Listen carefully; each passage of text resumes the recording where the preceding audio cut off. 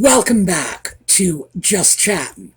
And this is the series of videos we do on Thursday and Sunday evenings just for our own entertainment. So, let me start with the Audie news for the Audie fans. The hot spell we've been getting, heat wave, whatever you want to call it, has started to break. And consequently, Audie is a little happier. A little. He's still hiding. He's still screaming at me. He's still demanding that I take his cat food situation more seriously because the cat food wars are back. I am trying to get him off the meow mix again because, I gradually gave in and he was getting, well, at present, he's getting about a 50-50 meow mix. That was a car, not a motorcycle. A 50-50 meow mix and premium cat food mix in his dish. And it's going to have to stop because he's still throwing up the meow mix. So, cat food wars continue, but I have a plan. All right, enough about that. Yellow, again, for Catherine, for Lex's mom, for everybody battling cancer, and wishing them all the very best outcome. And there is yellow in the scarf, too, although it's hard to see. But plenty of yellow today. All right, we have a whole weird assortment of topics to cover today. So we're going to get into it when we come back from the intro, and I will see you then.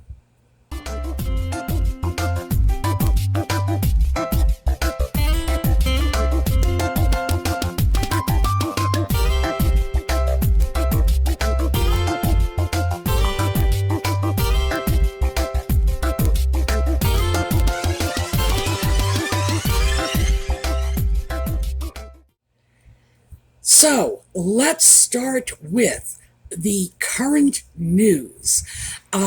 Not all of this is US news, some of it is UK news, but the first few articles, and everything is in the video notes as always, are the American press takes on what's going on in Montecito.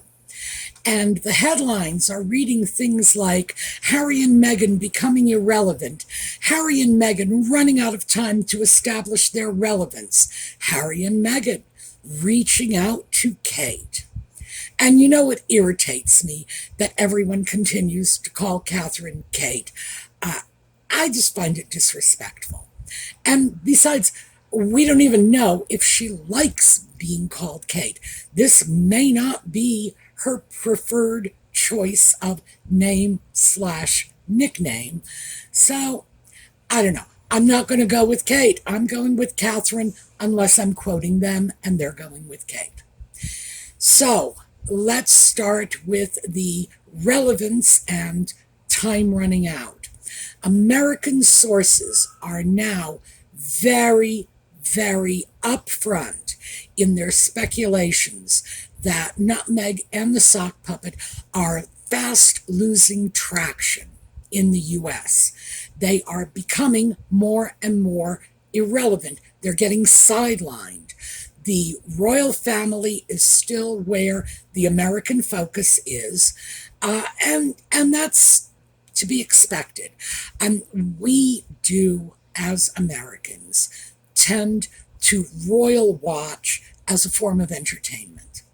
So, yeah, we look at this, we don't deal with any of the political issues, and I bet if you walk down the street and asked 10 random people what Parliament meant, 6 of them would say it was a brand of cigarettes. So, seriously, we're not interested in the Parliament, in the governmental workings, in the monarch's relationship with their constitutional monarchy. No, it's just strictly, what's Camilla wearing today? Where did William go? Where's Kate going? That simple. So that's where our focus is. Nutmeg and the Sock Puppet have eventually, as certainly I predicted they would, and I think many, many others predicted it, they have eventually come to the point where they have worn out their welcome. The American people are getting tired of the whining and the crying, getting tired of the constant victimization narrative. We can feel sorry for victims for a little while, but the American spirit wants to associate itself with winners, with the triumphant. If you've been a victim and you manage to triumph, oh, we're rooting you on. But we don't like victims all that much. So, yeah, I think it's wearing thin on us. And I think it's just part of the American character. We may root for the underdog, but in the end, we want winners. We really do. And the ex-royals of Montecito are losers, and people are starting to catch on to that. So that's the direction this narrative is going in. And I cited 2 articles about their irrelevance. I could have cited 24 because it's all over the place. This is the new media narrative. So on top of that, we have this whole Sussex-generated narrative that they have been reaching out to wish Catherine well and to, offer her support as she is battling cancer. Yeah, right. Does anybody believe that? Because I, for one, do not. The thing is, this is a narrative that the Waleses are not going to dispute. It's part of that whole, never complain, never explain. They don't comment. Even if they did comment occasionally, this is not the sort of thing they would comment about because they are not in the habit of airing the family linen in public. That is strictly Nutmeg and the Sock Puppets territory. Because, yeah, that's all they do. They throw every slight and grievance out, and whether it's real or fabricated, and most of them, as we know, are fabricated. And they just throw it out before the public and say, look how hard done by we are. Yeah, right. Well, you can see where that's ending up. But do I think they are reaching out to Catherine? No, I do not. I do not. I do not believe that Catherine got a basket of lemons and that little pot of strawberry jam. No, I don't. Do I think that it would even be welcome if they did? No, of course not. I think they've burnt that bridge. And they didn't just burn it once or twice or 3 times. They have burnt that bridge. They burnt the ashes of that bridge. They have said some of the most outrageous things in the world. Still marveling over Nutmeg complaining that Catherine didn't want to share her lip gloss. Ew, who does that? By the time you are 15 years old, 13-year-old girls do that, by the way. By the time you are 15 years old, enough adults have told you to stop sharing your makeup that you've finally gotten it pounded into your head. But this is like a very young teenage girl's gripe. Oh, Cindy Lou wouldn't share her lip gloss with me. By the time that same girl is 15, she knows she had damn well better go out and buy her own lip gloss because you don't share makeup. You don't do that. It's not okay. It's not hygienic. And anybody saying, I want to share your lip gloss, I just take 2 steps back and turn away. So, yeah. And that's how pathetic the complaints and the attacks were. And to say that there is nowhere they won't go, well, I think that kind of proves there is absolutely nowhere they won't go when it comes to dishing dirt on Catherine. Do I think she would welcome their good wishes? I doubt it. I very much doubt it. That's the narrative. Now, on top of this, we have some sock puppet news. Sock puppet independent of Nutmeg. I know, isn't that amazing? Well, his ongoing lawsuit, this is against the news group, I don't know what it is, NGM. It's one of the various publication entities he's suing for violating his privacy, has apparently snapped back in court saying that the sock puppet destroyed potential evidence, including text messages, phone records, emails, and at this point, it looks like the judge might be inclined to agree with that. So, that is just sort of a quick update on the lawsuit. And one has got to wonder what it was in that batch of information, be it text messages, emails, correspondence, whatever, that the sock puppet wants to hide. And see, the thing is, the sock puppet's lawyers have said this is a fishing expedition. And yeah, it may be. I don't know that it is. I'm just saying, yeah, it may be. On the other hand, because the sock puppet has thrown out such broad allegations, saying, they are tapping my phones and they are getting information. Basically, his theory is they are getting information they could have only obtained legally. Process of elimination? I don't know. Hey, might be a legal theory in the UK. What do I know? But when he does something like that, or his legal team does something like that, it's perfectly reasonable for the other side to come back and say, well, why don't you pony up all of this information? We'll have to see where this one goes. Very early stages right now, but it seems to be indicative of an entire era, if you will, of people turning a deaf ear to Nutmeg and the sock puppet and their complaints. People are getting sick of them. I think the judge is getting sick of them too. So that's one that bears watching. The other bit of interesting sock puppet news is he is getting an award for his work on the Invictus Games from Good Morning America. Yes, Good Morning America.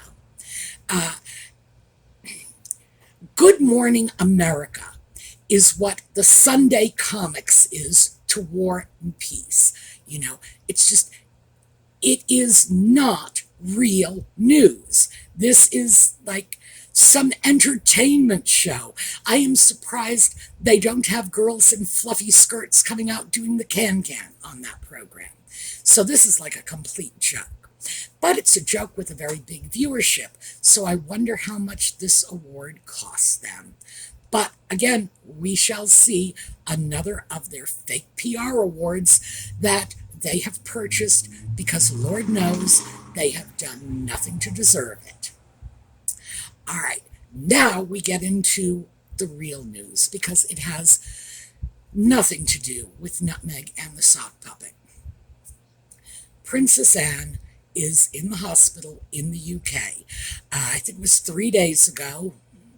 3 days ago. 3 days ago, I think. And we've got a significant time difference, so I'm not exactly sure of this.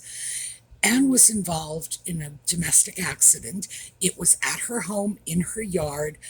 Something happened, and she suffered a head injury and was taken to the hospital. Now, when I say something happened, there is a presumption that it had something to do with horses. Well, it's Anne. Why wouldn't it have something to do with horses? That she might have been kicked in the head by a horse? I don't know. People are speculating. Here's the thing. People are speculating about a whole lot of stuff around this.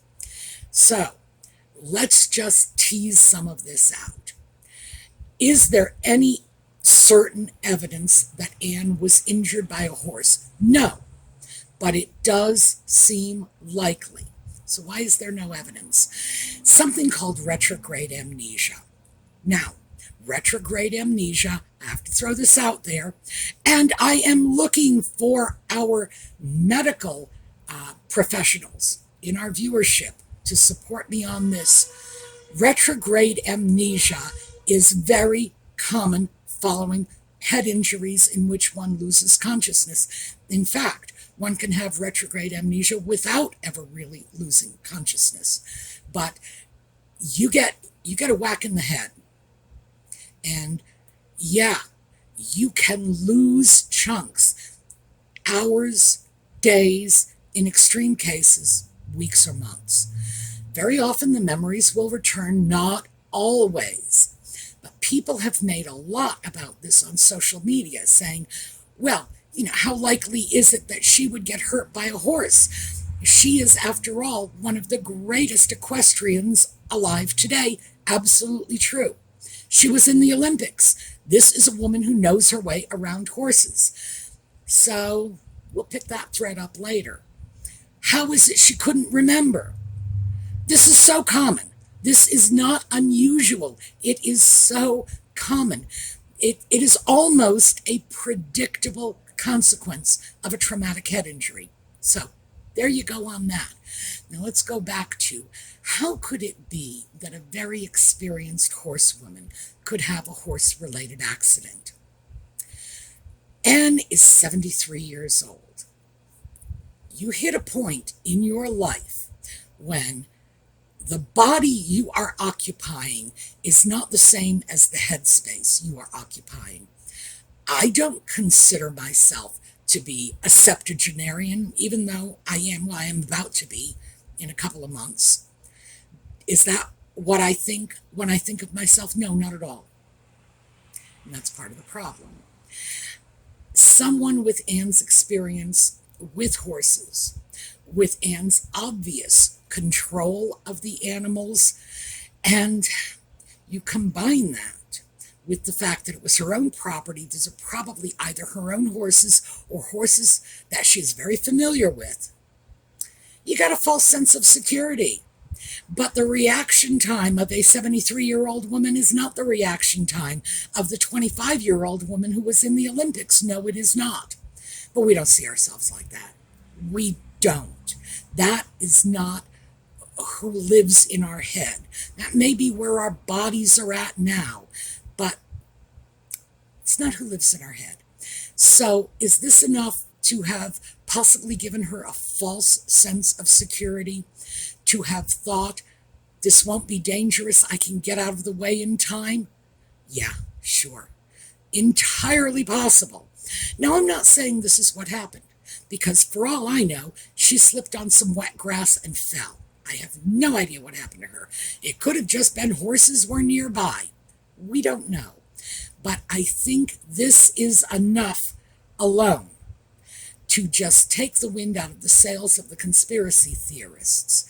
Anne is a 73-year-old woman who had an accident. Why are we not looking for horses when we hear the hoofbeats? Why are we looking for zebras? The logical and sensible explanation for all of this is the standard sort of household accident that everybody has all the time. Fortunately, most of us do not end up in the hospital. But do we have an increased risk of falling as we get older? Yes, we do. Yes, we do. Is Anne getting older? Yes, she is. She's older than I am, and I'm getting older. So I think we need to just sort of walk away from this and accept the fact that Anne had an unfortunate accident that may or may not have involved horses, and let it go. Apparently, she is doing well. Now, despite the fact that apparently Anne is doing well, there is at least one royal commentator who is suggesting this lengthy stay in the hospital means that she's not doing well, thus giving fuel to the conspiracy theories. Well, the The fact is, Anne is 73 years old. I said that before. I'm going to say it again, just so we're clear about this. 73 years old, which means when she has a concussion, they are not going to let her out of the hospital in 20 minutes. Now, I'm sure she is demanding to be let out of the hospital, but the answer is going to be no. They're going to keep her there till they're sure she's okay. Is she ever going to remember exactly what happened? We don't know. Maybe, maybe not. Retrograde amnesia is a real thing. And the fact that Anne may never be able to say, this is exactly what happened and how it happened, means nothing in the overall scheme of things. So we just need to wish Anne well. Frankly, I'm not even going to bother wishing Anne well. I already know she's going to be fine because Anne is a badass and she is not going to be taken down by a little fall in the garden. So there you go on that. But like I say, the conspiracy theories are nonsense. So let's just dust them to the side. All right, now let's take a look at what you folks have had to say about the topics we have raised recently. So let's get started. Carrie Girl 3569. Meghan has always described her father as a wonderful dad until it was no longer convenient for her. No doubt she'll smear him the moment he passes to continue the narrative. And in a related comment, Lisa Elaine 7694. I predict when Thomas passes on that Nutmeg will put out a press release saying she is so glad that in fact she did reconcile with her father and he was able to see his grandchild, but out of respect for Mr. Markle's privacy, they will not be releasing any more information regarding this. Okay, so those two comments were rather typical of a great many comments that we got from you, basically saying, you know, when Tom Sr. dies, she's going to start smearing him, she's going to slander him, she's going to accuse him of everything. Well, she's already done it. Lady C put it out in her recent book, and she mentioned it a couple of years ago on a video. So this has been out in the ether for a long time. It never seemed to gain any traction, but who knows? Nutmeg might resurface the story. It's entirely possible. But yes, she's already done that. As for the talk of reconciliation, sure. I would not be one bit surprised. Tom Sr. will not be around to dispute it. Samantha and Tom Jr. will be able to dispute it because they are on speaking terms with their father. How odd is that to say? Yes, they are on good terms with their dad. But no matter what they say, the Sussex squad will dismiss it because they're vicious and they're haters and blah, blah, blah. And is this likely that Nutmeg will be throwing out a complete fabrication? Yes. And we know this because of her track record. Because when her uncle Mike died, remember the one who got her that internship in Argentina, the one she hadn't spoken to in years, the one who publicly said he just wanted to talk to her? When he died, the sources close to the Sussex camp made sure to put it out to the media that she was grieving the death of her dear uncle, the one she hadn't seen, the one whose overtures she scorned, the one who got her that internship and didn't even get so much as a thank you for it. So, yeah, she's done it before. She'll do it again. Next up. Suzanne Brady, 6201. I am a mother of 4 kids, and it's ridiculous to think that children will be perfect at all times. Prince William and Catherine have extremely well-behaved children. Events that are more adult-oriented can be boring for any child. Standing for a long time, having to sit for a long time, whatever it might be, is not a child's first preference, but that's part of life. We go to church every Sunday. Were my kids happy to go when they were little? No, of course not. It was boring and they had to sit still. Do they look happy in this situation? Probably not. But again, that's life. Every parent in church has been there, done that. Kids don't have to be entertained every second of the day. As a parent of multiple children, I can watch and relate to Catherine and William, and I can understand and giggle. They are doing a fantastic job as parents. And putting a different spin on it, we have Sweet Hister Tea. I find it disgusting how the Flying Sugars make fun of George, Charlotte, and Louis. Louis is the one who seems to get the worst of it. They're kids. They didn't do anything but be born. And Tadzuzalek 4896. Bullying George, who is still a child, is so low and nasty.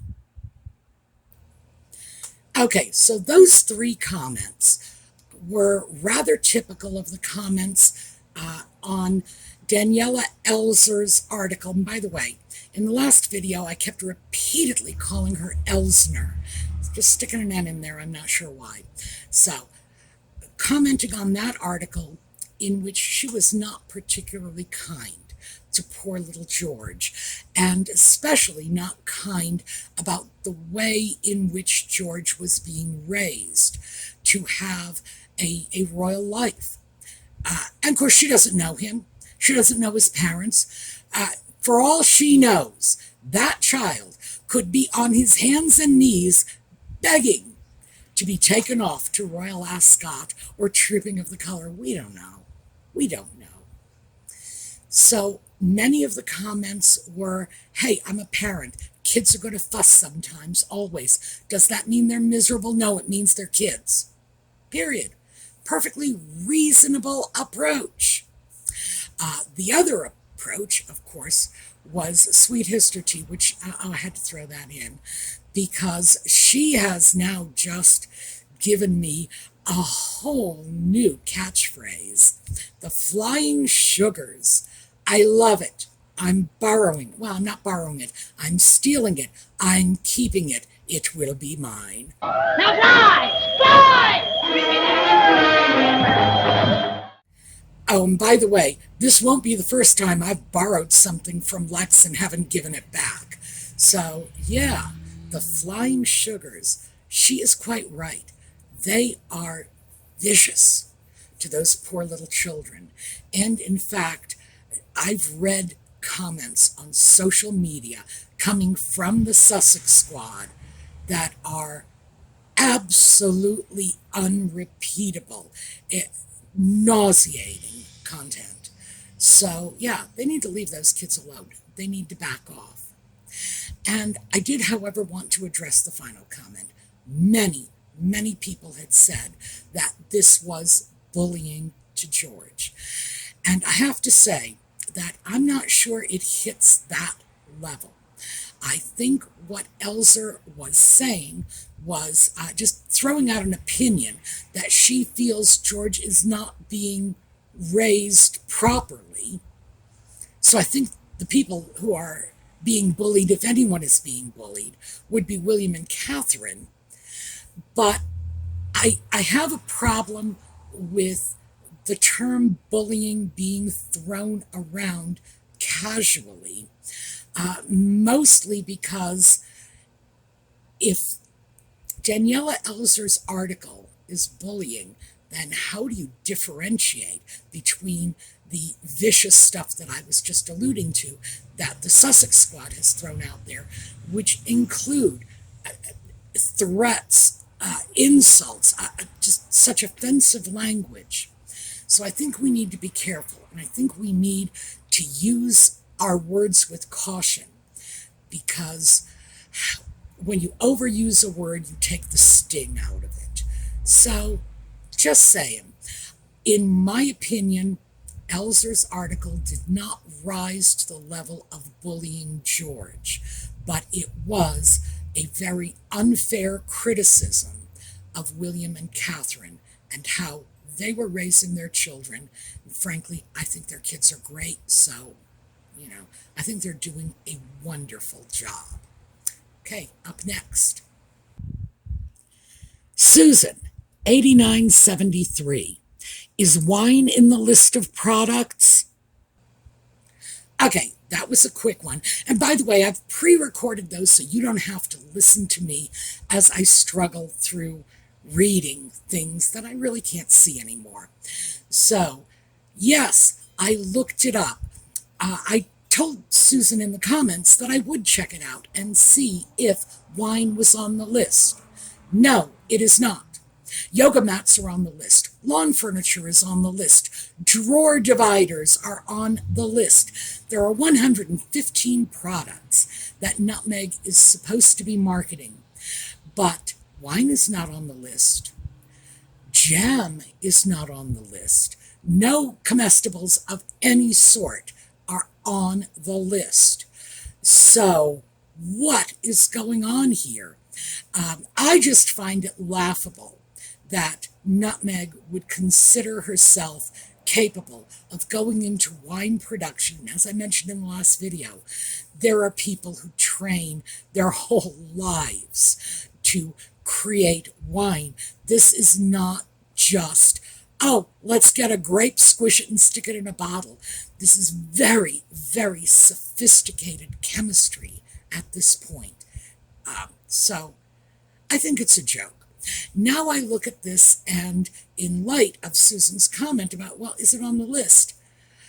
I'm starting to wonder if there is any intention of putting out wine, or if this is just something Nutmeg has thrown out there in the way she throws out things all the time in order to bring attention back to herself. So there you have it. No, it is not on the list. And finally, before we go, I thought we would end with a few of the more amusing and entertaining comments because, yes, you folks never fail to give me some good laughs in the comments section. So, here you go. User-BU7JL6ZY5D. That was a mouthful. I think the people of the UK would welcome COVID back more readily than they would welcome back Nutmeg and the sock puppet. Cadgemore. Harry has stated that he wants the upgrade in security status as he fears for his family's safety in the UK. Therefore, he should stay out of the UK so he won't need the upgrade. Dimwit 000. I wish people would stop insulting Meghan Markle. My fingers are blistered from liking all the comments. Alrighty, that's what I have for you today. We are going to take a look at a slideshow on the way out. It is going to be Princess Anne because, of course, I am hoping for her, well, I'm not hoping for her recovery. Hoping is wrong.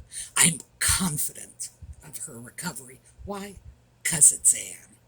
So, we're going to take a look at a slideshow on the way out. I will see you all next time, and in the meantime, have a terrific day.